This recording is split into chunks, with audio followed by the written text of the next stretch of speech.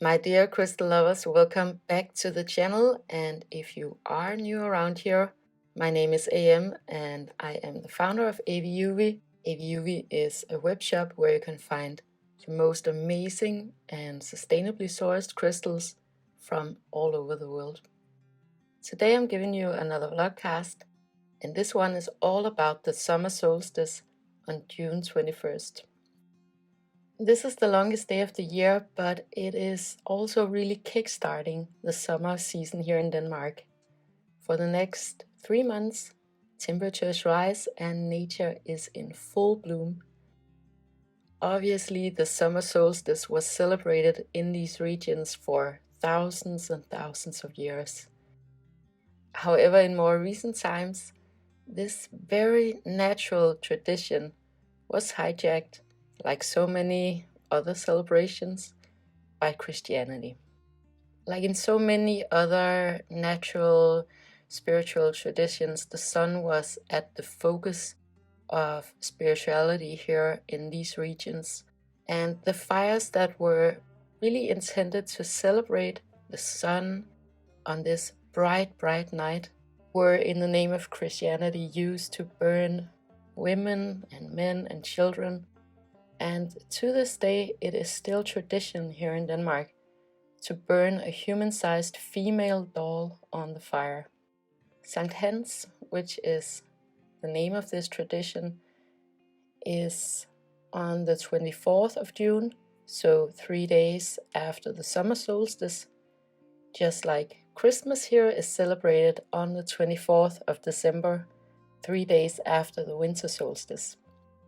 Now, if I should do a vlogcast on why I believe that collective rituals that transport us back to the violence against humans is a bad idea, both psychologically and spiritually, it would be a lot more of an angry vlogcast than I want this channel to be. So instead, let me just give you a few examples on what to do instead. Where the spring equinox is all about sowing seeds and supporting the potential of growth, both literally and figuratively, summer solstice is much more active. The energy is high with a lot of potential and a lot of movement and social interaction. In autumn, we harvest and gather, and by the winter solstice, we go into dormancy and a much more meditative state of being. The first thing to do on solstices and equinoxes is, of course, to do a cleanse, to mark this transition from one phase to another.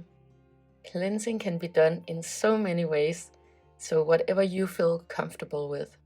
What I'm going to do is, first of all, to leave all of my crystals out overnight on June 14th, where there is a wonderful supermoon.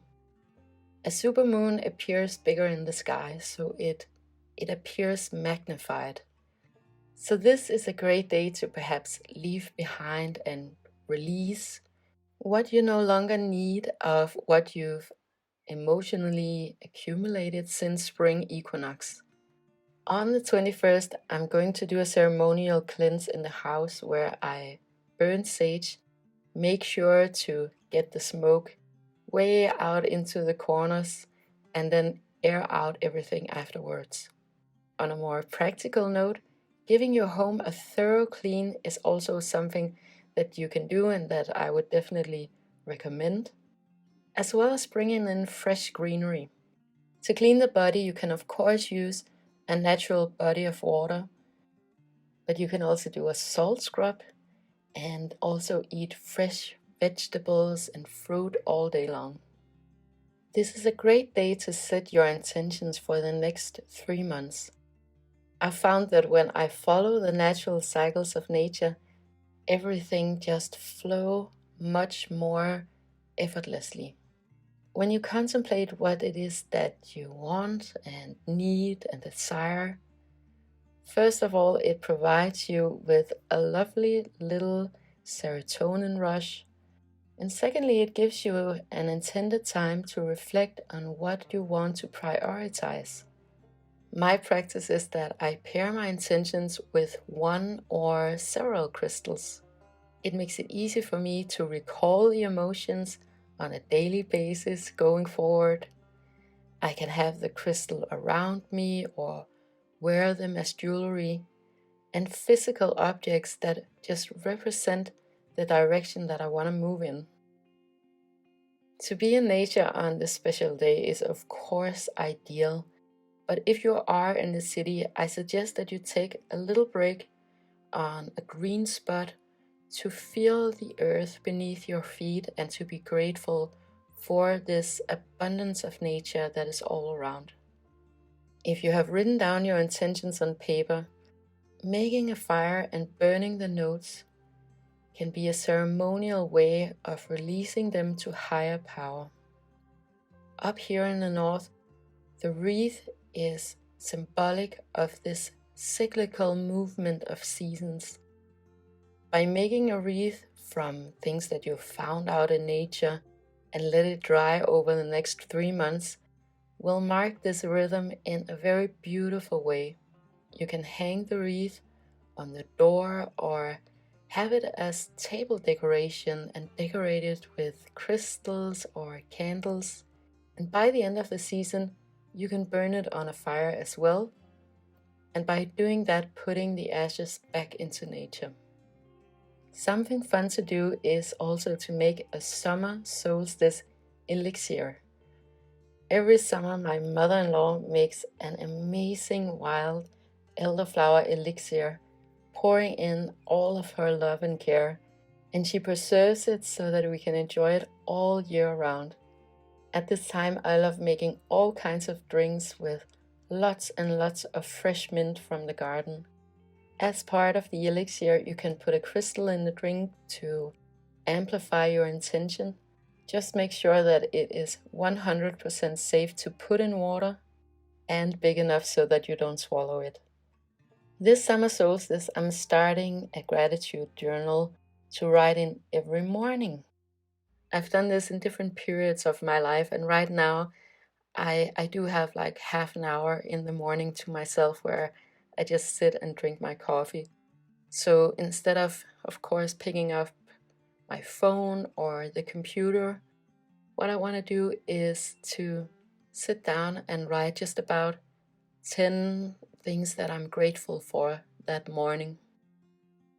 Gratitude to me is the most powerful vibration to be on. I'll be writing down these 10 things that I'm grateful for, and it might seem like a lot. However, when you first get started, you realize how many blessings you actually have in your life, and that's one of the benefits of doing this practice. Furthermore, it really trains you in spotting moments to be grateful for during the day. In these years, collectively and individually, we are stepping into the role of the quote-unquote the creator, taking back our sovereignty and power of our individual experience. As a designer, I'm a professional creator, meaning that I'm educated in creating and I create as my job. But being a creator is a mindset more than a specific business area. And we are many things as designers, but primarily we are storytellers. We tell stories about ideas, solutions, possibilities, and probabilities. We sift and sort through all areas of reality in the effort to improve and to evolve. And I love that about being a designer. In 2022, we all rediscover that embodying the creator is our natural state of being, and hope is the driving force in finding solutions. And we can already see this coming all around us, how people are taking their lives into their own hands. Because the work of the creator is diverse, from the fundamentals of everyday existence to the legacy of all of humanity.